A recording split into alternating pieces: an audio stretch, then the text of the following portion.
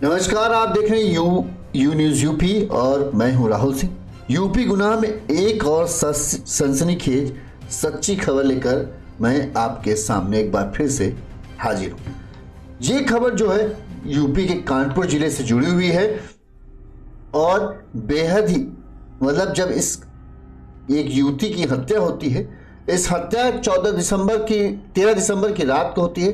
Police ने आज जाकर इसका खुलासा किया और पुलिस के लिए यह हत्याकांड की गुत्थी सुलझाना बड़ा ही पेचीदा मामला था, क्योंकि पुलिस को समझ नहीं आ रहा था कि आखिर हत्यारा है कौन। पुलिस ने हर एंगल को ध्यान में रखकर जांच शुरू की थी, लेकिन हर बार जिस भी एंगल तरफ पुलिस आगे बढ़ती वहां से मामला कुछ सुलझता हुआ नहीं दिखता। कानपुर के शिवराजपुर थाना क्षेत्र के एक गांव में 14 दिसंबर की सुबह एक युवती की अर्धनग्न हालत में लाश घर के अंदर चारपाई में पड़ी मिली तो हड़कंप मच गया। परिजनों ने युवती का दुष्कर्म के बाद हत्या का आरोप लगाया, लेकिन युवती की साथ में एक छोटी बच्ची जो सो रही थी उसी घर में, उसने एक सनसनीखेज खुलासा किया।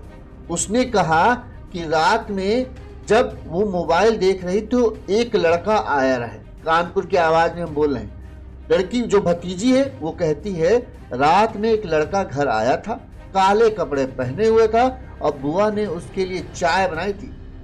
भतीजी के बयान के बाद पुलिस को पुख्ता हो गया कि हत्या किसी जान पहचान के शख्स ने ही की है। अब पुलिस के सामने दो सवाल थे। पहले कि युवती की हत्या उसके किसी प्रेमी या किसी दोस्त ने की है। दूसरा, युवती की हत्या उसी के घर वालों ने की है, मान सम्मान झूठी शान के लिए। पुलिस ने लिहाजा इन दोनों एंगलों को ध्यान रखकर जांच आगे बढ़ाई।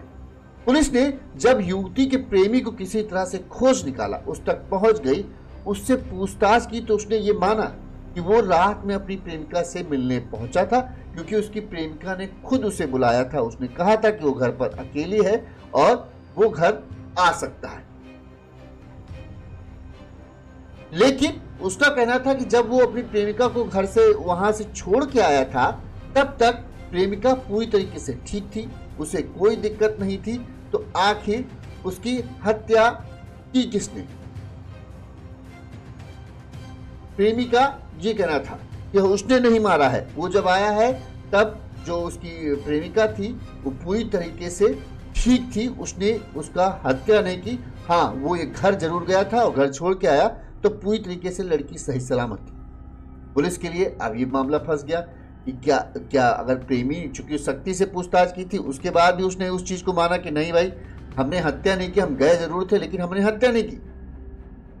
अब पुलिस के पास दूसरा वो ये था कि पुलिस इस चीज को पूछताछ अब घर की तरफ एक बार फिर से शक की शुरू हुई तो ऐसा तो नहीं है कि घर वालों को उसके प्यार के बारे में पता चल गया, लिहाजा उन्होंने ही उसको इस वजह से मौत की घाट उतार दिया कि वो उनके समाज में मान सम्मान की इज्जत की धज्जियां उड़ा रही थी, वो उनकी बात मान नहीं थी और उनसे प्रेमी से मिलजुल रही थी। इसी वजह से शायद घर के किसी सदस्य ने गुस्से में आकर बेटी को मार दिया। घर वालों से भी सख्ती से पूछताछ पुलिस ने की, लेकिन घर वालों के भी जिस तरह के बयान थे उससे ये था कि नहीं, उन्होंने भी हत्या नहीं की, क्योंकि पुलिस घर वालों का कहना था वो तो शादी समारोह में शामिल होने के लिए गए थे, वो इतनी जल्दी आएंगे, हत्या करेंगे और चले जाएंगे, किसी को भनक नहीं लगे, तो ऐसे कैसे संभव है। पुलिस के पास अब तीसरा था कि पोस्टमार्टम रिपोर्ट आए तब उससे ये पता चले कि आखिर हत्या की, सबसे पहले ये पता चले हत्या हुई कैसे। लेकिन पोस्टमार्टम रिपोर्ट जो आई उसने और पुलिस का दिमाग खराब कर दिया। पोस्टमार्टम रिपोर्ट में ऐसा कुछ नहीं आया जिससे ये साबित हो कि युवती की हत्या हुई है, यानी ना उसका जैसा शुरुआत में लग रहा था कि गला दबाकर मारा गया, तकिए से दम घोट के मारा गया, ऐसा कहीं निशान है, ना ही ऐसा कोई निशान उसके शरीर पर मिला जिससे यह साबित हो कि युवती के साथ किसी तरह की जबरदस्ती की गई। अब पुलिस के सामने यह था, क्योंकि जिस तरह की कंडीशन थी उसमें यह तो था कि कोई आत्महत्या तो कर ही नहीं सकता, कपड़े उतार के आत्महत्या कौन करेगा। ये तो था कि हत्या हुई है, लेकिन हत्यारा कौन है, प्रेमी या फिर घर वाले या फिर कोई और उसने हत्या को इतनी सफाई से कैसे अंजाम दिया कि पोस्टमार्टम रिपोर्ट तक में ये चीज नहीं आ रही है कि कैसे वो मारी। अब एक बार पहले हम सिलसिलेवार तरीके से पूरा मामला आपको समझाते हैं, फिर हम सिलसिलेवार तरीके से एक के बाद एक गुत्थी आपको बताएंगे, तब आपको समझ में आ जाएगा कि हत्यारा कौन है और कैसे हुई हत्या। बहरहाल आप कमेंट करके हमें बता सकते हैं कि आपके हिसाब से हत्यारा कौन था। ये पूरा मामला है कानपुर के शिवराजपुर थाना क्षेत्र के एक गांव का। यहाँ के रहने वाले एक परिवार में उनकी पत्नी, 2 विवाहित बेटे और 4 बेटियां थी। 2 बेटियों की शादी हो चुकी थी, इसके अलावा 3 बेटियों की और वो शादी कर चुके थे। सबसे छोटी बेटी, जिसकी उम्र करीब 17 से 18 साल की थी, वो बची हुई थी और 12वीं की छात्रा के पिता, युवती के पिता ने बताया कि जिस शुक्रवार की शाम को वो अपनी बेटी को घर पर अकेला छोड़कर, चूंकि एक परिवार में कहें कानपुर देहात के असालतगंज में एक रिश्तेदार के घर पर शादी था, लिहाजा वो और पत्नी उस शादी समारोह में शामिल होने के लिए गए थे। बच्ची चूंकि उसके अब एग्जाम आने वाले थे, तो उसने कहा कि हम शादी में जाएंगे नहीं और हमको पढ़ाई करनी है, तो वो घर पर अकेले रुक गई। माँ बाप ने भी उसको अकेले इसलिए छोड़ दिया क्योंकि पड़ोस में ही उनके जो दोनों बेटे हैं, उनका घर पड़ोस में ही था। लिहाजा ये था कि पड़ोस में बेटे हैं तो किसी तरह की सुरक्षा की चिंता तो है ही नहीं। लिहाजा माँ बाप बेटी को छोड़कर शादी में समारोह शामिल होने के लिए कानपुर देहात चले गए। शुक्रवार शाम रात में बताते हैं कि जब लड़की जो है, उसका हम नाम कुछ भी रख सकते हैं, नाम हम खुलासा नहीं कर सकते, इसलिए नैन्सी हम बोल सकते हैं। नैन्सी जो थी, उसने क्या किया, अपने बड़े भाई के घर गई। उनके यहाँ 4 साल की जो भतीजी थी, उसे अपने घर लेके आ गई कि भाई हम अकेले रहेंगे, इसलिए उसको हम अपने साथ लिटाने के लिए लेकर जा रहे हैं। अब कहानी को हम आगे बढ़ाते हैं। शनिवार सुबह जब बच्ची की मां काफी देर तक देखा कि बच्ची जो है वो आई नहीं है घर वापस, तो वो जो भाभी थी उस नैन्सी की, वो वहां पहुंचती है। वहां देखी तो जो उनकी बेटी थी वो रो रही थी। उसने पूछा क्या हुआ, तो बोली बुआ उठ नहीं रही, चारपाई पे लेटी हैं बरामदे में। तो गांव के घर जानते हैं आपके, खुला बरामदा होता है। जब जैसे ही भाभी अंदर पहुंची तो वो देख के दंग रह गई कि उनकी ननद की लाश चारपाई पे पड़ी है, नीचे का पूरे कपड़े गायब हैं, वो अगल बगल पड़े हैं चारपाई के। तुरंत वो चीख पड़ी, तुरंत ही हड़कंप बन जाता है कि लड़की के साथ कुछ गलत किया गया। उसके बाद उसकी बेदर्दी से हत्या कर दी गई। भारी पुलिस बल मौके पर पहुंचता है, घर के लोग भी पहुंच जाते हैं, घर वाले हंगामा शुरू कर देते हैं और ये होता है कि भाई लड़की की हत्या की गई है, वो भी दुष्कर्म करने के बाद। चूंकि शुरुआत में साक्ष्य जो दिख रहे थे वो ऐसे ही थे कि लड़की का नीचे का कपड़ा जो सलवार है वो उतरी हुई थी, और इसके अलावा जो तकिए चारपाई है उसके पास कुछ आपत्तिजनक सामान भी पुलिस को मिला था। तो उससे ये हुआ कि दुष्कर्म के बाद ही हत्या की गई शुरुआती जांच में। और ऐसा लग रहा था पुलिस को कि तकिए से ही, क्योंकि निशान कोई नहीं मिले थे, तो पुलिस को लगा कि तकिए से मुंह दबाकर उसकी हत्या की गई। इसके बाद पुलिस ने घर वालों से पूछताछ की, किसी पर शक है किसी पर नहीं, तो घर वालों ने कुछ नहीं कहा। फिर जो बच्ची से ये पूछा कि कौन इसके साथ था, तो घर वालों ने बताया कि 4 साल की बच्ची रात में इनके लेके आई थी, तो यही बच्ची थी घर पे।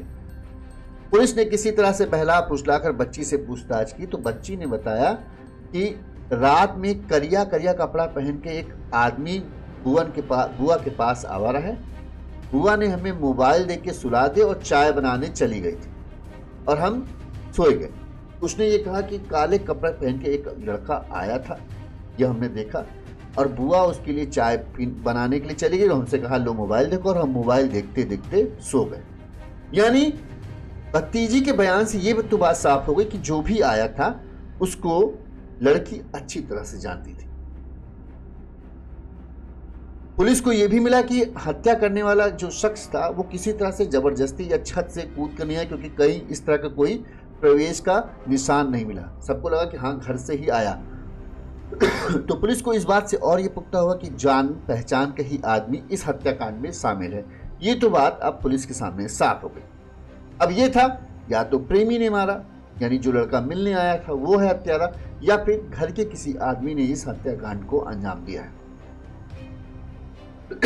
भतीजी के बयान के आधार पर पुलिस ने युवती के जो नैन्सी है उसके मोबाइल की कॉल डिटेल निकाली, और सबसे आखिरी जो लास्ट कॉल थी वो एक लड़के से बातचीत की थी। पुलिस ने कॉल डिटेल के आधार पर 20 किलोमीटर दूर स्थित नेवादा गांव के रहने वाले कुलदीप उर्फ शोभित को गिरफ्तार किया। पुलिस ने जब सख्ती से पूछताछ किया तो कुलदीप ने ये कहा कि उसकी जो शुक्रवार को थी उसकी तबीयत खराब थी, लेकिन नैन्सी का फोन आया, उसने कहा कि वो घर में अकेली है और वो आज उससे मिलने के लिए आ सकता है। अब प्रेमिका ने बुलाया था, नया नया प्रेमी था, तो वो भी समोसा, चॉकलेट और सिर दर्द की दवा लेकर प्रेमिका के घर पहुंच गया। बताते हैं, कुलदीप ने बताया कि रात 8:30 बजे करीब वो अपनी प्रेमिका के घर पहुंचा था, जहां पर उसने भी देखा कि बच्ची एक है, तो उसको 4 साल की बच्ची है, क्या फर्क पड़ता है। और ये दोनों बाहर आ गए, चाय बनाई। इस दौरान कुलदीप का कहना था कि वो रात भर अपनी प्रेमिका के साथ रहा। इस दौरान उसने उसके साथ शारीरिक संबंध भी बनाए। वहीं उसने ये भी कहा कि किशोरी को सर्दी लग रही थी, इसलिए उसने आग का इंतजाम किया और सुबह करीब 3:15 पे लड़की को सही हालत में छोड़कर वहां से निकल आया और दोपहर करीब 12 बजे उसे इस बात की खबर मिली कि उसकी प्रेमिका की मौत हो गई। यानी पुलिस के सामने उसने ये कहा कि वो गया था, उसने प्रेमिका के साथ संबंध बनाए, सामान लेके खाने पीने गया था। यहाँ तक कि ये भी कहा कि जब हम आए तो चूंकि ठंड था, मौसम था ही, खुला बरामदा होता है, तो उसने आग भी जलाई थी और जब वो आया तब लड़की एकदम ठीक ठाक थी, किसी तरह की कोई समस्या नहीं थी। पुलिस को यार अब क्या है, मतलब उसने तो नहीं मारा, क्योंकि पुलिस ने सख्ती से इंतजाम किया था। पुलिस को लगा कि उसने नहीं मारा तो फिर किसने मारा। वहीं संडे को 3 डॉक्टरों के पैनल ने लड़की का पोस्टमार्टम किया, वीडियोग्राफी की, तो पोस्टमार्टम रिपोर्ट में मौत की वजह स्पष्ट ना हुई, जिससे और मामला उलझ गया। अब पुलिस को समझ नहीं आ रहा था कि हत्या किसने की, ये तो सवाल सबसे बड़ा है। ये हत्या कैसे की गई, ये सवाल उससे बड़ा बन गया। पुलिस को ये नहीं पता चल रहा था कि हत्या कैसे की गई।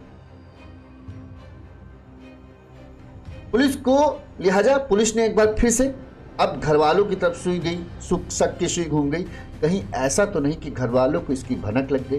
लिहाजा घर वालों ने प्लान ये बनाया कि चलो एक शादी समारोह घर के रिश्तेदार में हो रहा, दिखाएंगे कि हम लोग शादी समारोह में सब लोग शामिल होने चले गए और रात में वापस आकर बेटी का काम तमाम कर देंगे। क्योंकि एक बार होता है ना कि जवान बेटी को कोई अकेला घर छोड़ के कैसे जा सकता है, तो इस पे एक पुलिस की थ्योरी ये बैठी कि हो सकता है कहीं ऐसा तो नहीं पिता को इस बात की भनक हो गई थी कि उसका लड़की का कहीं चक्कर चल रहा है।